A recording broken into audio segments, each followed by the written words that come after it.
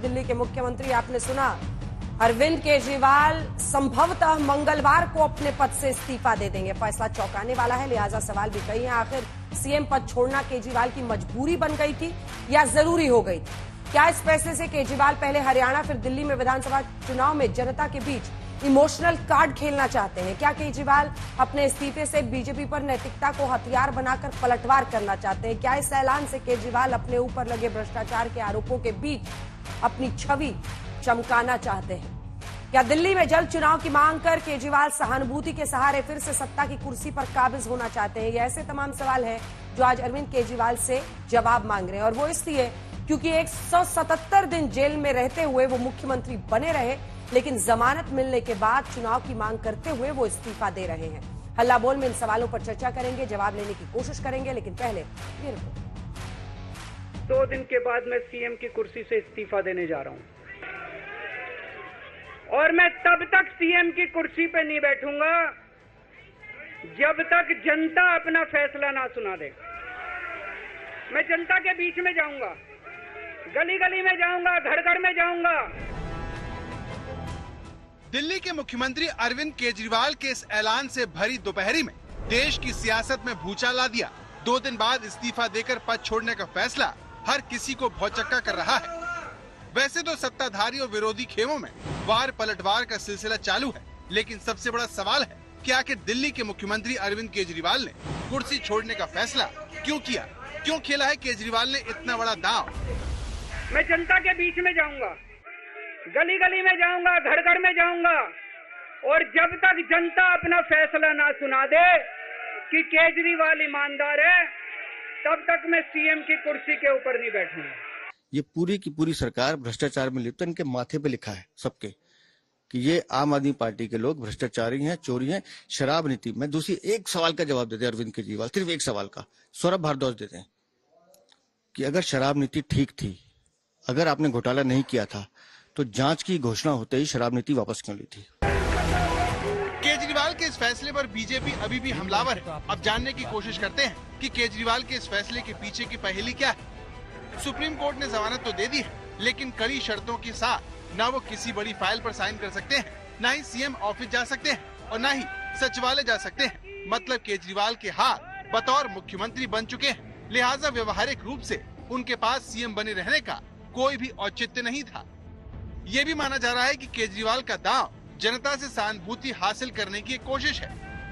केजरीवाल जल्द चुनाव की मांग कर रहे हैं, और वो जनता को संदेश देना चाहते हैं कि उन्हें मुख्यमंत्री पद का कोई लालच नहीं है। मुमकिन है कि हरियाणा विधानसभा चुनाव से पहले ये केजरीवाल की अपनी छवि चमकाने की कोशिश है। हरियाणा में कांग्रेस और आम आदमी पार्टी के वोटर कमोबेश एक ही हैं, जिनका बीजेपी से त्रिकोणीय मुकाबला है, और केजरीवाल इस्तीफे का दांव खेलकर हरियाणा चुनाव में बढ़त बनाने का प्लान कर रहे हो। केजरीवाल का ये दांव बीजेपी के उन नेताओं पर भी पलटवार हो सकता है जिसमें बीजेपी लगातार मुख्यमंत्री पद छोड़ने का दबाव बना रही थी।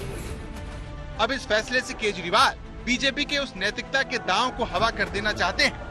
केजरीवाल शायद दिल्ली की जनता के उस सियासी मिजाज पर भी भरोसा कर रहे हैं, जिसने 2014 और 2019 के लोकसभा चुनाव में सूपड़ा साफ करने के बावजूद अगले साल आपको भारी मतों से जिताकर राजधानी की सत्ता दिलाई। 2024 लोकसभा चुनाव में आम आदमी पार्टी को भारी हार मिली है, और अगले साल विधानसभा चुनाव में केजरीवाल को शायद भरोसा है कि जनता वोटिंग की वही परंपरा निभाएगी। नवंबर में महाराष्ट्र में चुनाव होने हैं, उसी के साथ साथ दिल्ली में भी चुनाव करवाए जाएं, और इस चुनाव में दिल्ली की जनता अपना जनादेश देगी, अपने बेटे, अपने भाई अरविंद केजरीवाल पर जनादेश देगी। पूरी सरकार भ्रष्टाचार में, मुख्यमंत्री, उप मुख्यमंत्री, स्वास्थ्य मंत्री, सारे भ्रष्टाचार के दलदल में डूबे हैं। लेकिन इतने थेथर हैं कि जेल से निकलते हैं, लगता है कि कोई राष्ट्र के लिए, राष्ट्र निर्माण के लिए गए थे। केजरीवाल भ्रष्टाचार के मामले में आरोपी हैं और शराब घोटाले से बरी नहीं हुए। उनके सामने सबसे बड़ी चुनौती है अपने ऊपर लगे आरोपों का दाग धोने की। केजरीवाल जानते हैं कि अदालत में प्रक्रिया लंबी चलेगी, लिहाजा चुनाव से कुछ महीने पहले पद छोड़कर जनता के सामने खुद को बेदाग साबित करना चाहते हैं। केजरीवाल के हौसले को कमजोर नहीं कर सकती। हालांकि फैसला विधानसभा चुनाव में ही होगा। आगे भी ऐसे ही लड़ता रहूंगा। जब कोर्ट ने इस तरीके का डिसीजन दिया है जिसमें वो स्वयं कोई सीएम ऑफिस नहीं जा सकते, वो कोई फाइल पे साइन नहीं कर सकते, ऐसी स्थिति में बहुत जरूरी था कि कोई ना कोई दिल्ली की सीएम की कुर्सी पर बैठे और दिल्ली के हित में कोई फैसले ले सके। देश के पहले मुख्यमंत्री बने हैं जो सर्वोच्च न्यायालय के द्वारा प्रतिबंधित है कि आप कार्यालय नहीं जा सकते, कोई फाइल नहीं साइन कर सकते, जिस मुद्दे में आप आरोपी हैं उस पर बयान नहीं दे सकते। भारत के इतिहास में कोई ऐसा उदाहरण नहीं होगा कि मुख्यमंत्री के ऊपर यह प्रतिबंध हो, उसके बाद भी 48 घंटे किस चीज के लिए चाहिए? सरकारी काम तो कर नहीं सकते। सवाल है कि क्या केजरीवाल का ये दांव उनके काम आएगा? क्या केजरीवाल दिल्ली विधानसभा चुनाव में फिर जीत कर आएंगे? क्या जनता की अदालत में वो ईमानदार साबित होंगे? कोशिश इनकी यही है, लेकिन जवाब अगले कुछ महीनों में ही सामने आएगा। दिल्ली से पीयूष मिश्रा, अमित भारद्वाज और पंकज जैन के साथ आज तक ब्यूरो।